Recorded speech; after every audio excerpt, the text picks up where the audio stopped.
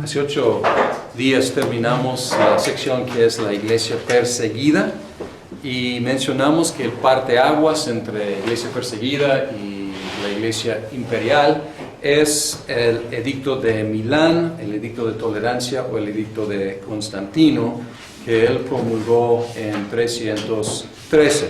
Aunque realmente no fue el primer edicto de toleración, pero tiene más fama y hubo otro de otro emperador 2 años antes, pero aquí podemos marcarlo como la fecha límite. Bien, en el año 330 Constantino estableció la ciudad de Constantinopla, muy modestamente, cambiando el nombre de Bizancio a Constantinopla, la ciudad de Constantino. Él había ganado el poder sobre todo el imperio romano en 324 y luego él quiso cambiar la capital del imperio de Roma a Bizancio, ahora Constantinopla. Y había diferentes motivaciones de Constantino. Roma era una ciudad pagana y las familias de poder, de dinero, ellos estaban ahí en Roma y él quería como alejarse tanto del paganismo como de esas familias aristocráticas y su poder. Entonces, imagínense si de repente, aquí estamos en México, si de repente la capital se trasladara de México a Monterrey o Guadalajara, o sea, dejaría fuera muchos funcionarios que viven ahí en el DF. Entonces así, pues como quitarles algo de poder, salir del paganismo, porque él tenía una idea de unificar su reino, ya no con la base del culto pagano, sino el cristianismo. Él también, el Senado se reunía ahí, entonces él se alejó de esa sede de poder. Y él nombró otros emperadores para administrar como subemperadores para administrar diferentes partes de su reino. Él también como saqueó un poco las ciudades en su imperio. Él llevó estatuas paganas y las instaló ahí en Constantinopla, pero ya no como objetos de adoración, sino pues adornos. Entonces él adornó, pero empobreció a otras ciudades culturalmente, podemos decir. Apoyó la construcción de iglesias y también instaló a algunos cristianos en puestos altos. O sea, es primera vez que esto pasa. Sin embargo, él seguía siendo, como era la costumbre de los emperadores, él seguía siendo el Pontifex Maximus de la religión pagana. Entonces aquí tenemos algo de curiosidad en cuanto a la fe de Constantino. Y hay diferentes opiniones acerca de su fe. Algunos lo llaman pues un oportunista y que realmente era un pagano, pero aprovechando ser de los cristianos. Otros no, lo exaltan como apuntado por Dios y casi un nuevo Salvador, metiendo, o más bien introduciendo al mundo el cumplimiento del plan de Dios para las edades. Entonces hay diferentes opiniones acerca de él y es muy difícil decidir, aunque yo creo que probablemente un punto medio es más correcto en cuanto a Constantino. Nunca se sometió a la disciplina de la iglesia, seguía como Pontifex Maximus, seguía presidiendo sobre ritos paganos durante toda su vida y se bautizó justo antes de morir. Podemos decir probablemente que él fue un fuerte simpatizante con la fe cristiana, con una teología confundida, porque parece que a veces confundía al Dios Supremo con el Dios favorito de su familia, que era el Dios del Sol invicto. Entonces parece que había algo de confusión ahí, y también podemos decir que tenía una práctica pues bastante contradictoria si haya sido cristiano durante todo ese tiempo, pues una práctica bastante contradictoria.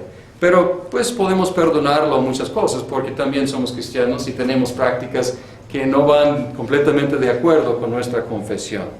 Bien, después de Constantino, los emperadores no eran tan tolerantes.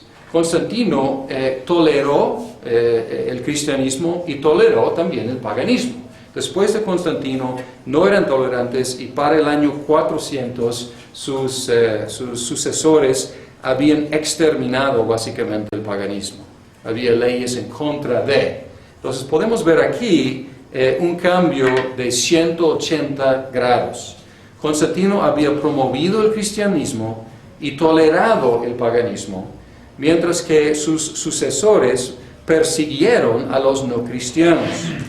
Y en poco tiempo los cristianos se convirtieron de ser perseguidos a ser poderosos y a veces perseguidores de los paganos. Algunos aplaudieron este suceso como una gran bendición de Dios, como Eusebio. En el otro curso hemos conocido a Eusebio de Cesarea. Él escribió una historia de la iglesia que es muy importante y él jugó un papel importante después del concilio, durante y después del concilio de Nicea.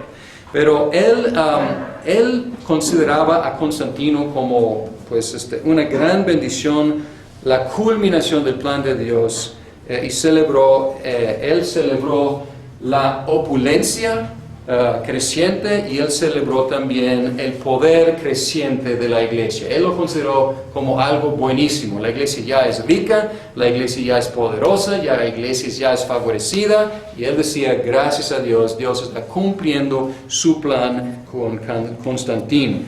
Otros lo consideraban un desastre para la fe cristiana, un desastre para la iglesia, una apostasía de la sencillez de la fe, o sea, un abandono de la sencillez de la fe y una complicación y una mezcla de muchas cosas no cristianas con el cristianismo.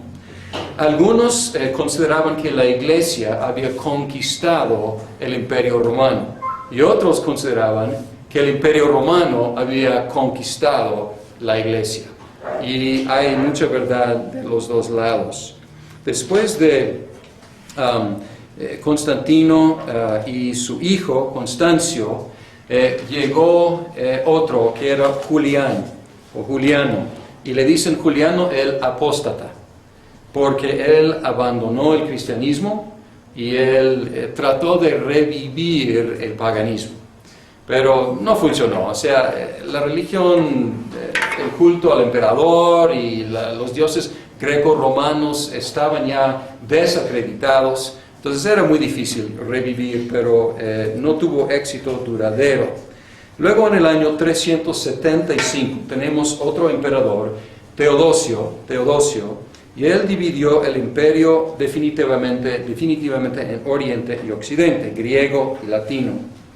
Luego tenemos en el Occidente, estoy regresando un poco, pero el Occidente en 337. Los invasores derribaron las defensas del imperio occidental y Roma cayó definitivamente hasta 476. Y los bárbaros, ellos depusieron a Rómulo. Entonces, estoy dándoles algunas fechas claves, pero y estamos adelantando algunas cosas históricas y luego vamos a regresar y rellenar, pero podemos ver que el occidente está pues desapareciendo como imperio por la invasión de las tribus básicamente germánicas. Unas razones por la caída del imperio occidental. Una razón fue el relajamiento en la disciplina del ejército. Antes los romanos eran increíbles como guerreros, pero ya pues habían llegado a ser más flojos, Y otra cosa es que muchos de los mismos bárbaros eran los soldados. Los romanos pues ya no querían pelear, ya habían peleado durante siglos, ya no querían pelear, entonces ellos contrataban a los mismos bárbaros, como ellos decían, para ser los soldados, como mercenarios, ¿no? Entonces pues es peligroso tener a tus enemigos en tu propio ejército. Otra cosa es que guerras civiles entre los diferentes aspirantes al trono. Hubo un periodo de 90 años con 80 aspirantes al trono, imagínense. Entonces, guerra civil tras guerra civil. Y obviamente esto agota recursos humanos y recursos, todos los recursos. Los hunos también estaban causando problemas. Bajo el liderazgo del famoso Atila, ellos llegaron a Europa desde Asia. Y ellos causaron desplazamiento de las tribus en Europa, porque ellos llegan de Asia y desplazan las tribus, y las tribus tienen que hacer ¿qué? Llegar a lo que era el Imperio Romano. Entonces los unos llegan y causan mucho problema ahí.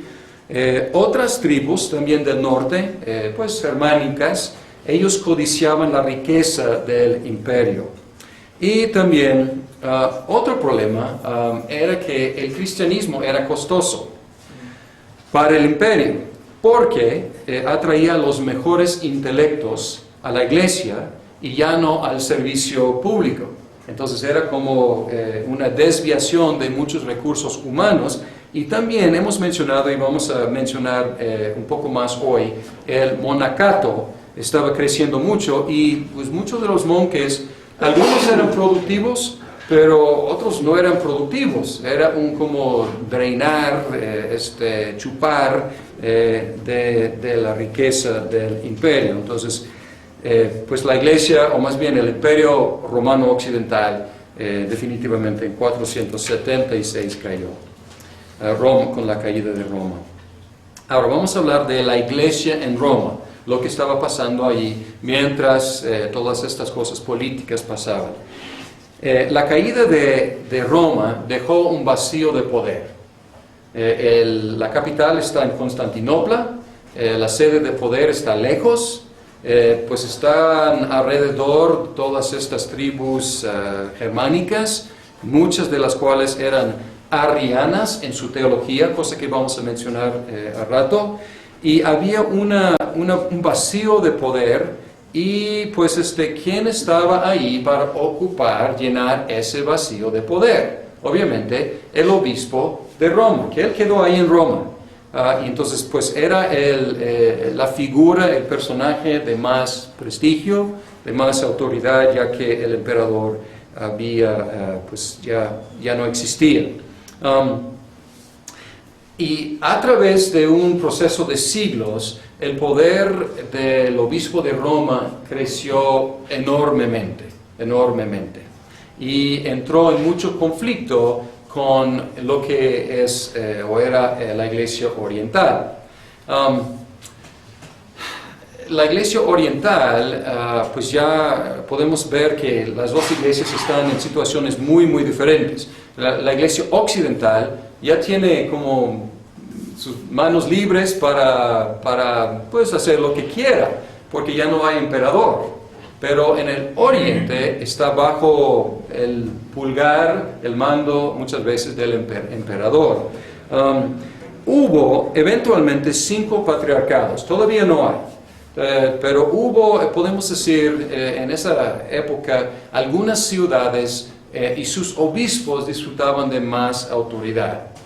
Podemos pensar en Antioquía, Alejandría, luego se agregó con Nicea y más adelante, o más bien con el concilio de Constantinopla, Constantinopla como otra sede de mucha importancia, y luego pues Roma, y eventualmente también Jerusalén. Estos llegaron a ser los 5 patriarcados, pero principalmente había lucha de poder entre Alejandría en Egipto, Antioquía en Siria, Constantinopla y Roma. Y ahora pueden ver que 4, incluyendo Jerusalén, 4 de las sedes están en el oriente y una está en el occidente. Y muchas veces las sedes en el oriente estaban peleando entre sí.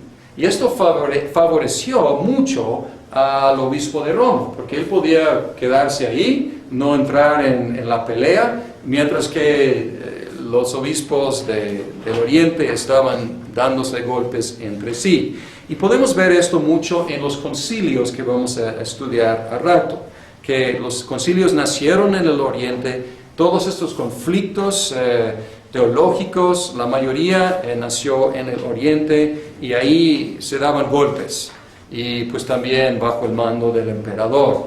Podemos ver algunas declaraciones, algunos puntos claves en el crecimiento del poder de Roma. El obispo de Roma, Damasco, y sus fechas de su reino son 366 a 384. Él empezó a referirse a los otros obispos ya no como hermanos, sino como hijos.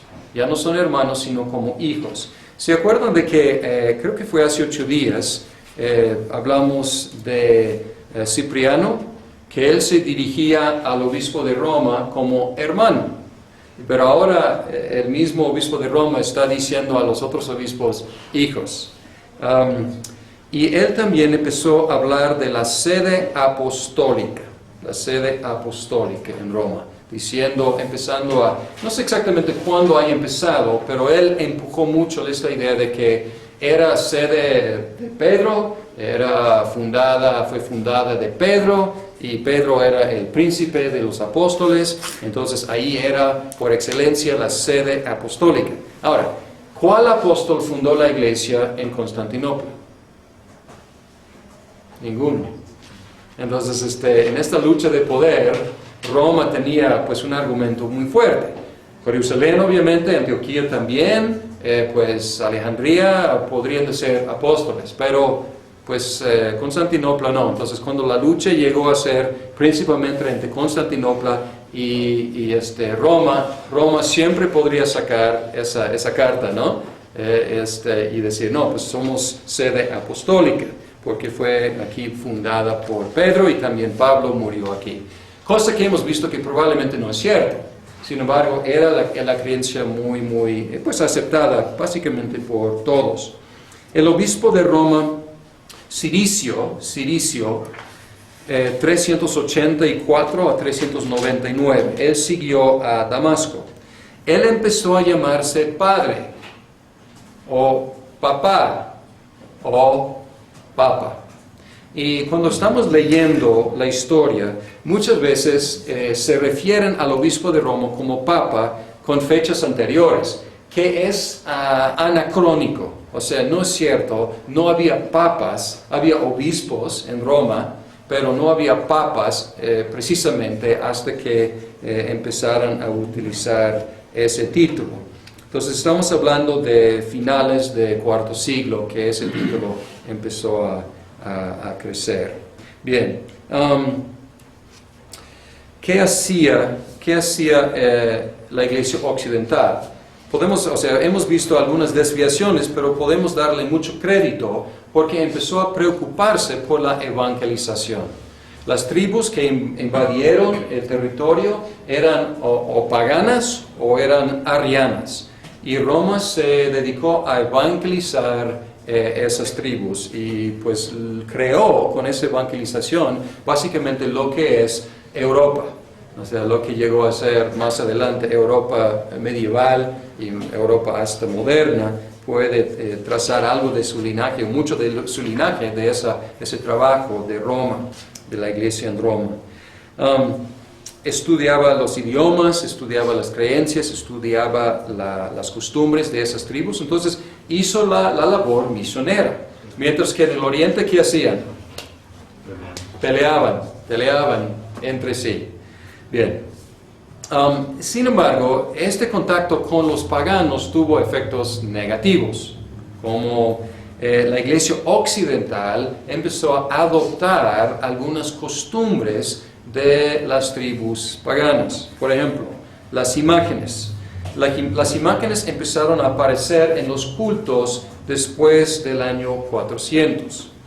La Virgen, que no es algo nuevo, la Virgen siempre jugaba un papel importante en la devoción de muchos. Sin embargo, la Virgen funcionó como en lugar de Venus, Diana, más o menos algo que hemos visto aquí en México, cuando llegaron los españoles, pues había una mezcla de ideologías y religión, y a veces pues la Virgen tomaba el lugar de pues una diosa regional, o la cruz igual como símbolo, pues tomó el lugar de símbolos paganos. Y por un lado, qué bueno, es derribar el paganismo. Sin embargo, pues hay una mezcla aquí.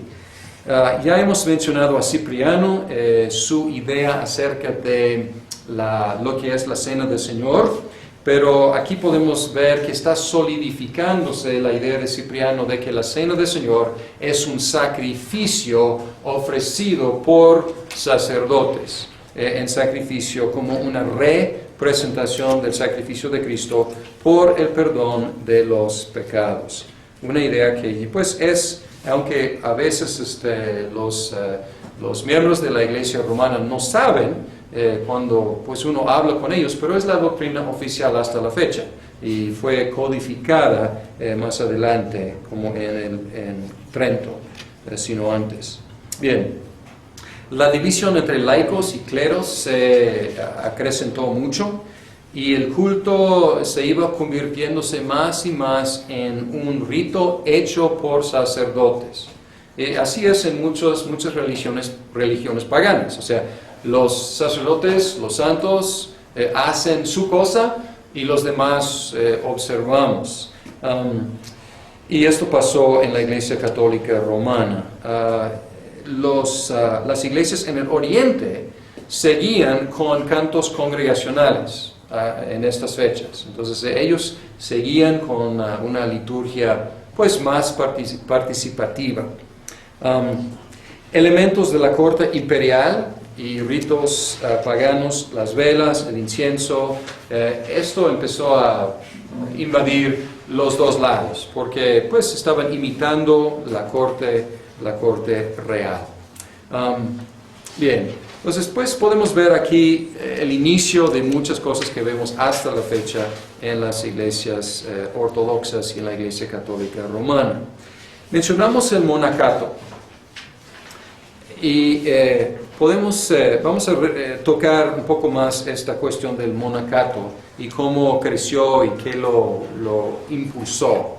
Podemos identificar tres factores que ayudaron a impulsar, crear y luego impulsar el monacato.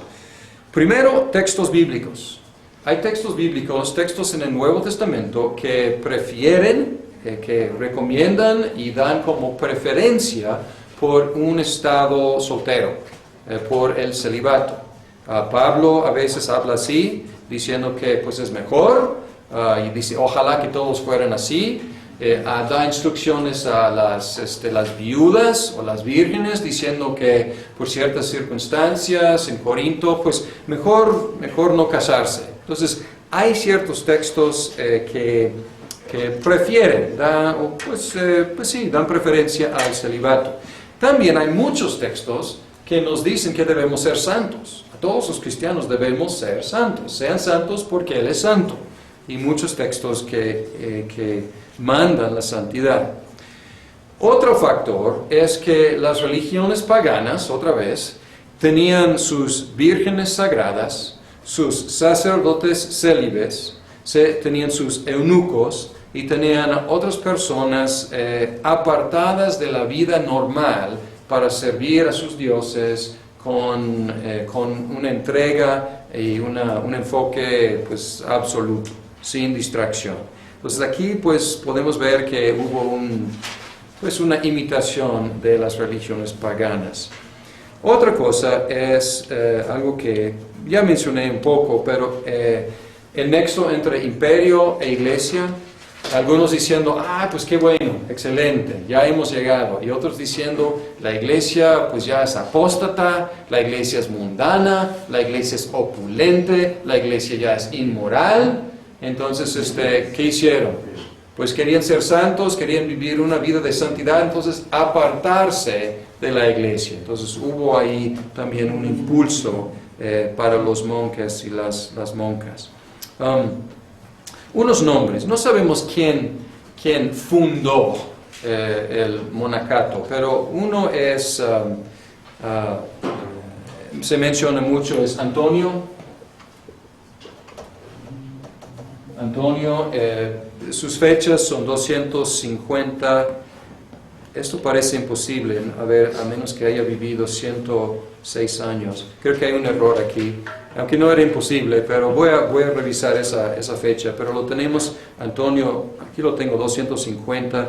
Voy a investigar la fecha de su muerte, porque así como vivió, sería difícil vivir tanto tiempo, ¿no? Él inició el monacato ermitaño, o sea, solitarios, en el año 271. El único problema es que no le dejaron en paz, y él quería vivir cada vez más remotamente, y cada vez le seguían más gente, y pues él tenía que organizar esa comunidad. Pacomio, él organizó el monacato comunitario, entonces monacato ermitaño, que luego se convirtió en comunitario, pero Pacomio, tengo fechas aquí para él, 290 a 346, y él organizó ese movimiento en 320.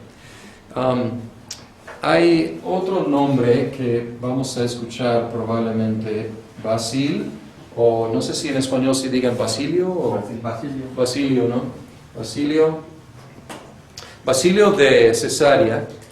Él reguló la vida de los monjes e insistió en que el monasterio debía producir algo, debía servir la iglesia local por medio de escuelas, educación vocacional y orfanatorios. Entonces aquí vemos otro tipo de servicio. Entonces realmente ya no es solo apartarse, sino proveer, o sea, guardar tu santidad en el monasterio, pero también salir a servir a la iglesia.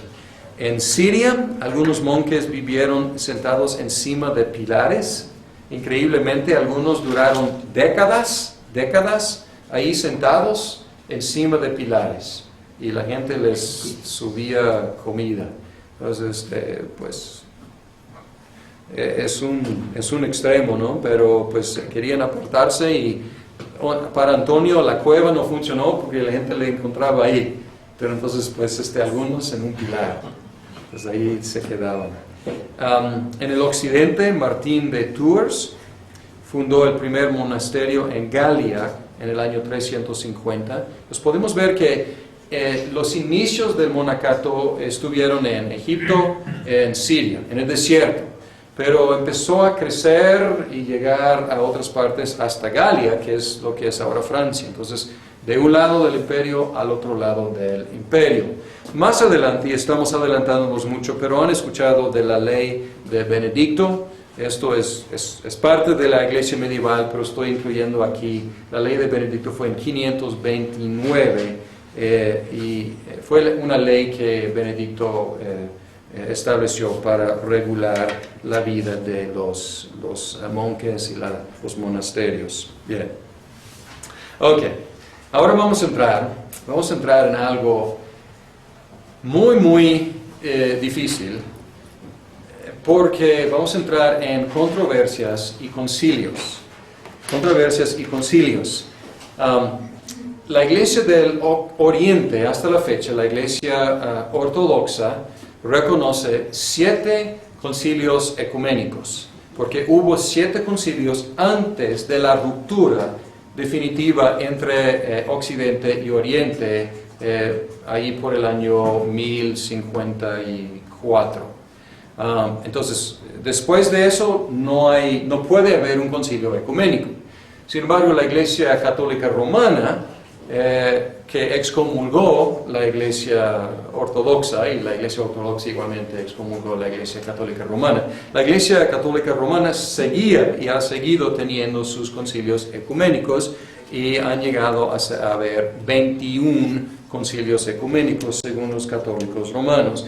Buscaba yo un resumen o un diagrama, voy a seguir buscando, para ayudarles a tener un vistazo de los primeros, vamos a hablar primero de 4 concilios, pero yo encontré resúmenes bastante tendenciosos, que es de los ortodoxos o de los católicos romanos, mezclando ahí algunas tradiciones con los hechos históricos. Entonces, no digo que, a propósito, distorsionando la verdad. Sin embargo, esas dos comunidades están muy comprometidos con esos concilios, y cada comunidad considera que los concilios son de ellos. O sea, entonces, a lo mejor no es porque los protestantes sean siempre más honestos, para nada, pero como los protestantes no recibimos los concilios con la misma autoridad, a lo mejor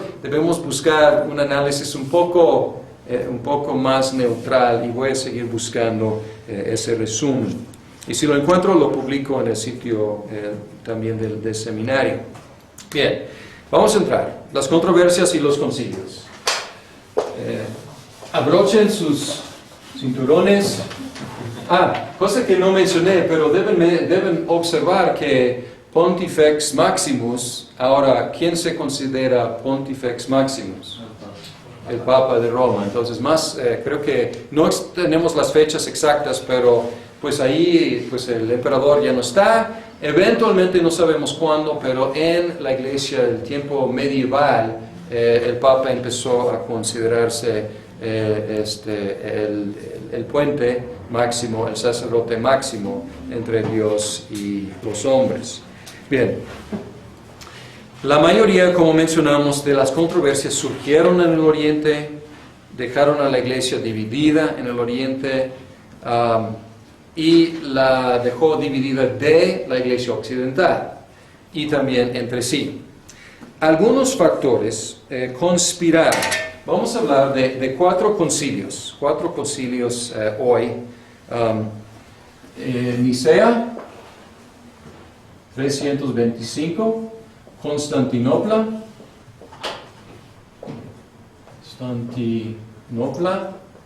381, Éfeso, 431, y luego Calcedonia,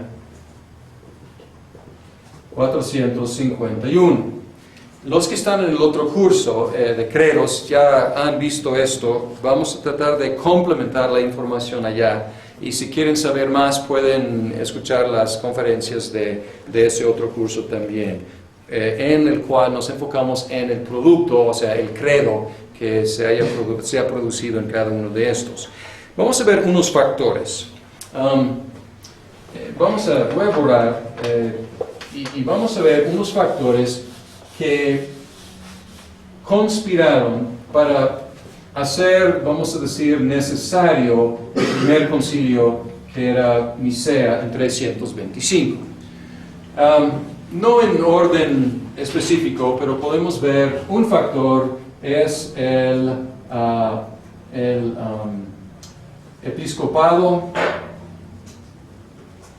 monárquico. Episcopado monárquico, ya mencionamos que la iglesia muy pronto abandonó el presbiterianismo primitivo y empezó a seguir un sistema jerárquico con los obispos encima de superiores a los presbíteros y los diáconos, y luego inventaron otros rangos. Entonces, para estas fechas ya no cabe duda. Si hay una dificultad en la iglesia, ¿quiénes tienen la autoridad para decidir? Los obispos.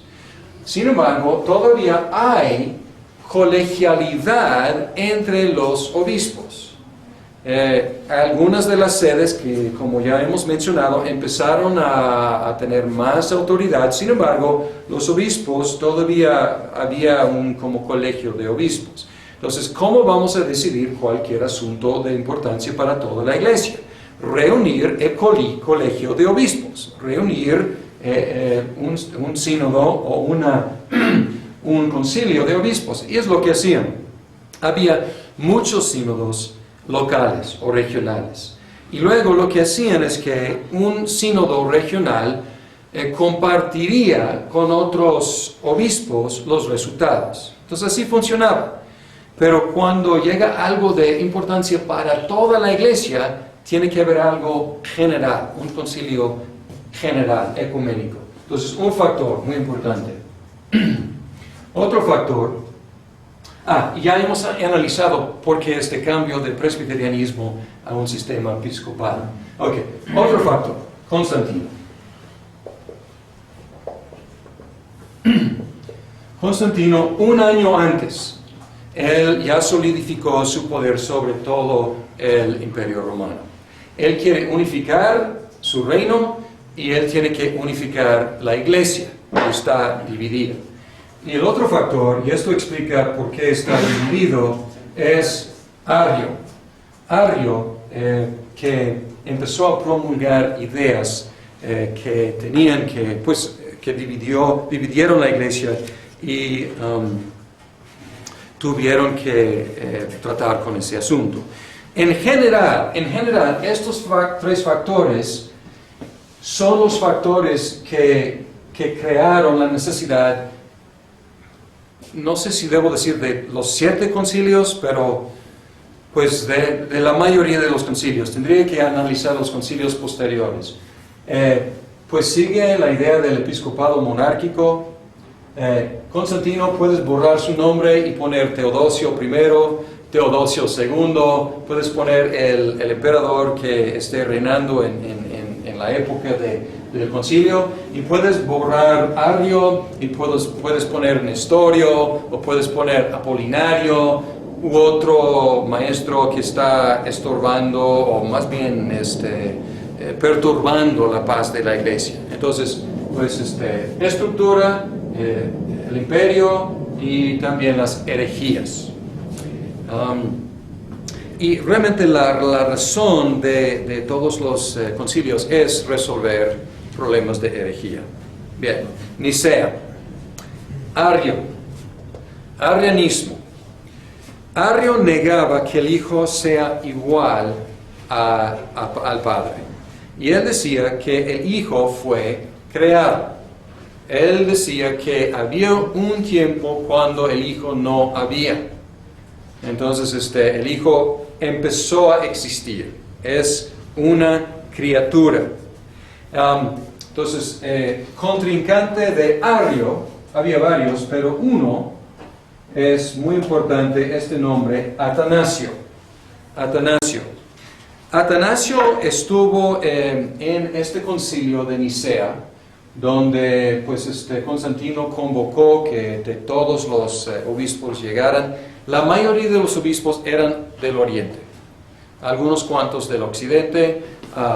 Atanasio era de Alejandría.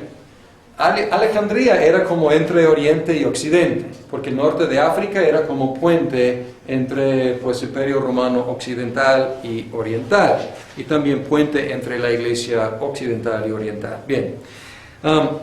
Atanasio estuvo allí, no tenía voz y voto, era diácono, tenía 25 años, y él representaba al obispo de Alejandría, que era un oponente, un adversario de Arrio. Bien, Eusebio, que ya mencionamos de Cesarea, él estaba allí y él estaba como entre, pues, un punto mediado, ¿no? Entonces no era ni arriano, ni era tan fuerte como Atanasio Alejandro, Eusebio. Hubo otro Eusebio que se llama Eusebio de Nicomedia. Él era un apoyador fervoroso, ferviente de Arrio. Entonces había unos cuantos arrianos y Arrio asistió. También Santa Claus asistió. Entonces Nicolás asistió y un obispo de mucha generosidad. Entonces ahí es la leyenda de Santa Claus. Pero existía, era una persona, Nicolás. Bien. Bien. Hubo entre 200 y 300 obispos presentes. Luego llegaron a decir más adelante 318, aunque no es cierto, pero es el número que fijaron. Y el concilio de Nicea condenó a Arrio y produjo un credo de Nicea. No debe confundirse con el credo niceno. Okay, entonces más adelante vamos a hablar del credo niceno. Este es el credo de Nicea. Y en el credo Nicea, vamos a mencionar, en el credo Nicea usaron una palabra que mencionamos en el otro curso, pero tienen que aprenderlo aquí. Es en griego, es homoousios. Ousias en griego quiere decir naturaleza y homo quiere decir mismo. Entonces, en Nicea ellos declararon que el Hijo es homoousios con el Padre. Es de la misma sustancia, la misma esencia con el Padre. Después del concilio de Nicea, y desgraciadamente el efecto de básicamente todos los concilios ecuménicos, el resultado casi siempre es dividir la iglesia aún más. Y es lo que pasó aquí. Porque después de Nicea, estos dos partidos se dividieron en 4 diferentes posturas. Y estos 4 diferentes posturas podemos darles nombres usando este concepto de la esencia y la relación entre la esencia del Hijo y la esencia del Padre. Hubo otro grupo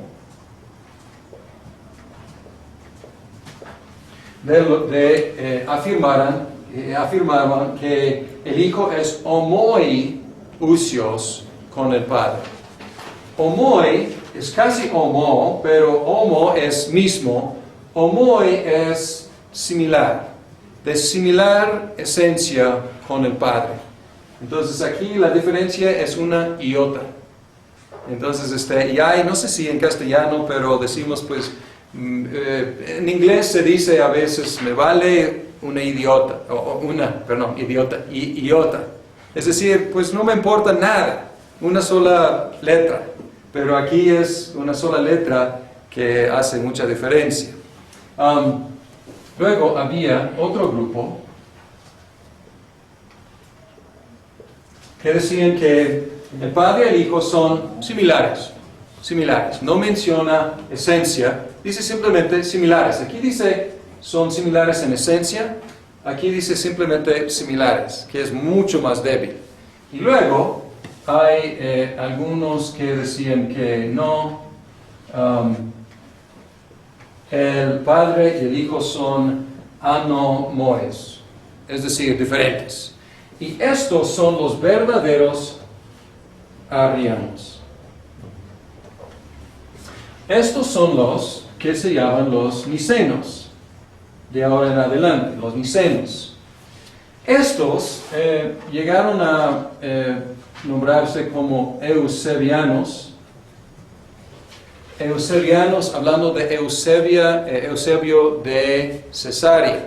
Eusebio de Cesarea, no Eusebio de Nicomedia, que era un arriano. ¿Okay? Bien. Y estos no les gustaba la palabra homoousios. De hecho, casi a nadie le gustaba esa palabra. Porque era una palabra no bíblica, era una palabra que los gnósticos utilizaban. Entonces, no les gustaba. Y de hecho, en diferentes ocasiones, Atanasio utilizaba esta palabra, homoiousios. La historia, Atanasio jugó un papel muy importante en esta historia, triunfó en Nicea y luego por diferentes emperadores con diferentes simpatías entre estas diferentes posturas, él fue desterrado y creo que como 5 veces y vivió como refugiado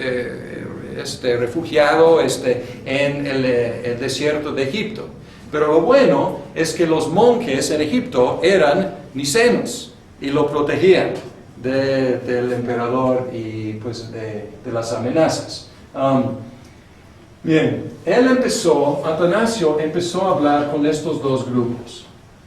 Y él además de ser muy inteligente, era también muy astuto en tratar con la gente. Y él empezaba a decir, ¿qué quieren decir con esto? ¿Qué quieren decir con aquello? Y él se dio cuenta de que estos dos grupos realmente estaban diciendo básicamente lo mismo. Esto fue completamente rechazado por Nicea. Entonces había pues algunos arrianos, pero el grupo como más fuerte fueron los eusebianos. Y ellos fueron apoyados por el emperador. El hijo de Constantino apoyaba esto porque parece que es una postura que todo el mundo puede decir que sí, ¿no es cierto? O sea, el hijo y el padre se parecen en algo. ¿Quién no puede afirmar eso? Hasta algunos arrianos podrían decir eso. Entonces él buscaba imponer esa postura. Pero era imposible que triunfara. Luego, por diferentes factores de los diferentes emperadores, Constancio, su hijo, era del partido de los eusebianos, y luego más adelante Teodosio. Él era fuertemente niceno o homoousiano. Bien, ok. ¿Dónde estamos?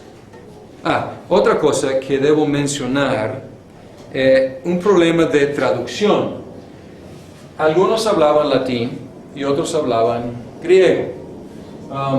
Entonces, utilizaban diferentes palabras técnicas.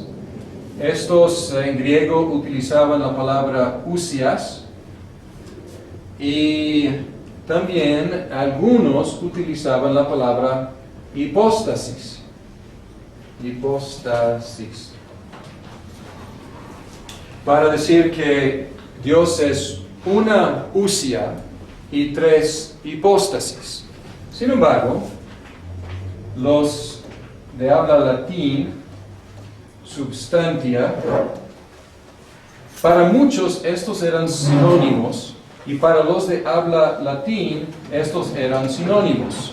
Entonces cuando ellos escuchaban algunos hablando de 3 hipóstasis, escucharon 3 dioses, 3 esencias diferentes. Entonces hubo problema de traducción ahí. Eventualmente, cuando empezaron a entenderse los diferentes grupos, llegaron a decir en griego la doctrina de la Trinidad 3 ousias una ousia y 3 hipóstasis, y en el occidente una sustancia y 3 personas, que es la fórmula que utilizamos hasta la fecha. Hay un grupo de personas que llamamos los capadocios. Los capadocios, ellos eran después de Atanasio, pero eran nicenos, de hueso colorado, podemos decir. Gregorio, ya mencioné a Basilio, su hermano Gregorio y otro Gregorio. Dicen Gregorio de Nisa y Gregorio de